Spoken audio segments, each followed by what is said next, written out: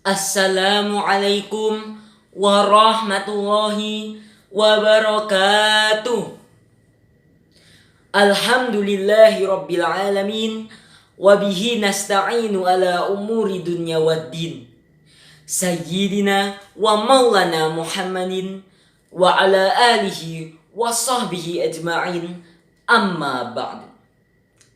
Yang terhormat Bapak Kepala Sekolah SMA Islam Al-Azhar 15 Semarang, Bapak Agus Sugito, Sarjana Pendidikan. Yang saya hormati Bapak Ibu Guru Dewan Juri serta karyawan SMA Islam Al-Azhar 15 Semarang, serta teman-temanku yang saya sayangi dan saya banggakan. Yang pertama dan yang paling utama, marilah kita panjatkan puji syukur kehadirat Allah Subhanahu wa taala yang telah melimpahkan kita nikmat, rahmat dan hidayahnya sehingga kita dapat berkumpul di sini dalam keadaan sehat walafiat. Yang kedua, sholawat dan salam marilah kita curahkan kepada junjungan besar kita, Nabi Muhammad sallallahu alaihi wasallam, yang telah membawa kita dari zaman jahiliyah ke zaman Islamiyah.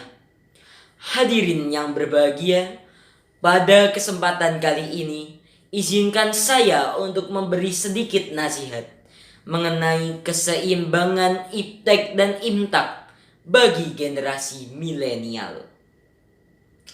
Allah menciptakan manusia antara lain adalah untuk menjadikannya khalifah di muka bumi, sebagaimana tercantum dalam Quran surat Al-Baqarah ayat 30. Ingatlah ketika Tuhanmu berfirman kepada para malaikat, sesungguhnya aku hendak menjadikan seorang khalifah di muka bumi.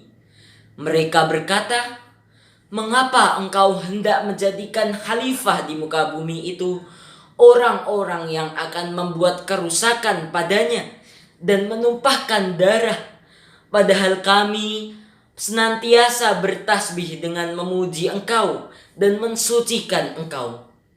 Tuhan berfirman, sesungguhnya aku mengetahui apa yang tidak kamu ketahui. Allah menciptakan manusia, salah satunya adalah menjadikannya khalifah di muka bumi.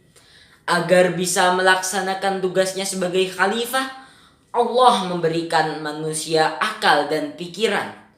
Dari akal dan pikiran tersebut, lahirlah perkembangan ilmu pengetahuan dan teknologi. Perkembangan teknologi akhir-akhir ini menjadikan dunia yang amat luas di era globalisasi menjadi sempit dan terbatas. Perubahan ini tentu saja berdampak positif dan negatif kepada hidup seorang muslim. Dampak positifnya, saat ini kita dapat mencari sumber ilmu untuk peningkatan iman dan takwa yang dapat dicari dengan mudah melalui media internet. Umat muslim dapat menyimak dengan mudah nasihat-nasihat para ustadz, para ulama, atau para ahli agama untuk menjadikan hidup lebih baik daripada dengan Allah Subhanahu wa taala.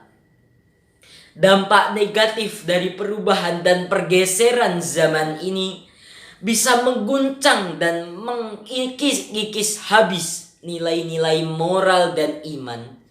Bahkan lebih jauh dari itu, dapat menghancurkan masa depan dan peradaban umat manusia, terutama umat muslim.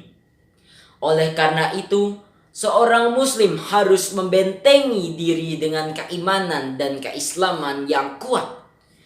Tanpa imtak yang kokoh, kehidupan seorang muslim akan terombang-ambing dan bisa berujung kepada kehancuran. Iman adalah pelita yang menjadi penerang dan petunjuk pada jalan yang lurus.